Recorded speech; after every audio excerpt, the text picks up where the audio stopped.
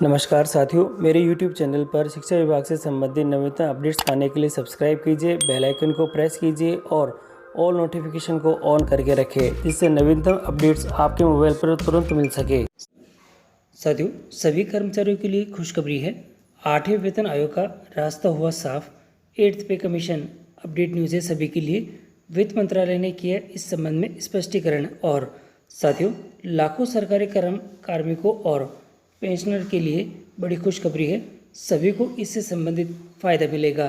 तो साथियों, ये जो अपडेट आया है वे क्या है और इस अपडेट के अंदर क्या क्या बातें बताई गई है। तो साथियों, ये जो अपडेट परिपत्र जारी हुआ है तो इसके संबंध में आज का ये वीडियो है, तो आप वीडियो को शुरू से अंत तक जरूर देखें। और यदि आप हमारे चैनल पर नए हैं तो चैनल को सब्सक्राइब करके रखें, जिससे कि इस प्रकार के जो अपडेट हम आपके लिए लेके आते हैं आपको सबसे पहले प्राप्त होते रहें।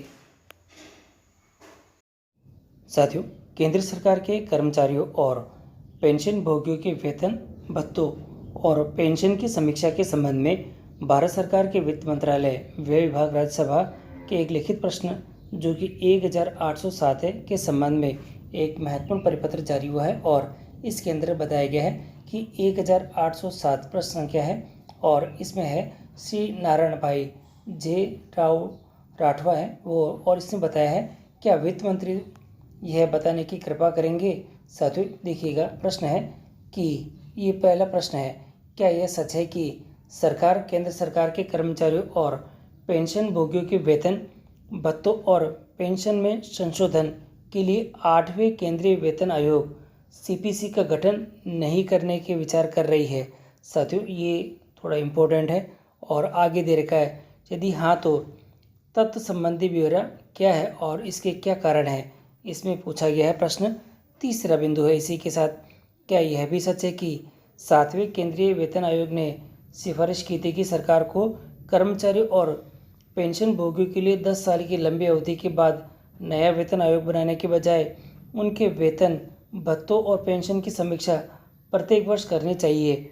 और अगला है, यदि हाँ तो 7वें केंद्रीय वेतन आयोग की सिफारिशों को अभी तक लागू नहीं करने का क्या कारण है। तो ये साथियों, ये कुछ महत्वपूर्ण प्रश्न हैं जो कि इनके द्वारा पूछे गए हैं और ये 8वें वेतन आयोग से संबंधित है। और इसके संबंध में जो वित्त मंत्रालय है उसने अपना उत्तर दिया है, यहाँ दे रखा है। वित्त मंत्रालय में राज्य मंत्री श्री पंकज चौधरी है और ये दे रखे हैं। देखिए, पहला जो प्रश्न है और यहाँ पहले प्रश्न के अंदर इन्होंने 8वें वेतन आयोग के गठन नहीं करने के बारे में बताया था, तो ये पूछा गया था और इसके संबंध में उत्तर दे रखा है कि नहीं, कि यानी कि गठन होगा 8वें वेतन आयोग का। और यहाँ दूसरा जो प्रश्न दे रखा था, यदि हाँ तो तत्संबंधी ब्यौरा दें, तो यहाँ पे इन्होंने कहा कि जब 8वें वेतन आयोग हम लागू करेंगे तो इसके संबंध में कोई प्रश्न ही नहीं उठता है। अब तीसरा प्रश्न है कि 7वें केंद्रीय वेतन आयोग ने सिफारिश की थी कि सरकार को कर्मचारी और पेंशन भोगियों के लिए 10 साल की लंबी अवधि के लिए के बाद नया वेतन आयोग बनाने के बजाय उनके वेतन, भत्तों और पेंशन की समीक्षा प्रत्येक वर्ष करनी चाहिए। तो इसके संबंध में यहाँ उत्तर दे रखा है। साथियों देखिएगा, बहुत महत्वपूर्ण है ये। और यहाँ दे रखा है, 7वें केंद्रीय वेतन आयोग के अध्यक्ष ने अपनी रिपोर्ट अग्रेषित करते हुए पैरा जो कि 1.22 है में यह सिफारिश की थी कि मैट्रिक्स को 10 वर्ष की लंबी अवधि की प्रतीक्षा किए बिना आवधिक रूप से पुनरीक्षित किया जाए। इसे एफ्राइड फार्मूला आधार पर पुनरीक्षित और संशोधन किया जा सकता है, जिससे ऐसी उपयोगी वस्तुओं के मूल्य परिवर्तनों को विचार के लिए शामिल किया जाता है जो कि सामान्य व्यक्ति की ज़रूरतों में शामिल होती है, जिनकी शिमला स्थित श्रम ब्यूरो आवधिक रूप से समीक्षा करता है। सुझाव यह है कि नए वेतन आयोग की प्रतीक्षा किए बिना उस मैट्रिक्स को आवधिक रूप से संशोधित करने के लिए इसे ही आधार माना जाएगा या बनाया जाना चाहिए। तो ये महत्वपूर्ण है। और इसी के साथ ही जो अगला प्रश्न है उसका देखिएगा, प्रश्न बता देता हूँ वापस।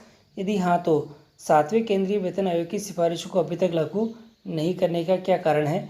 तो यहाँ अब इसके संबंध में उत्तर दे रखा है कि 7वें केंद्रीय वेतन आयोग के आधार पर वेतन और भत्तों के संशोधन के लिए अनुमोदन प्रदान करते समय केंद्रीय मंत्रिमंडल द्वारा इस मुद्दे पर विचार नहीं किया गया है।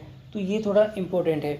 और इसी के साथ ही यानी अब आने वाले समय के अंदर 8वां वेतन आयोग जो है वह लागू होने वाला है।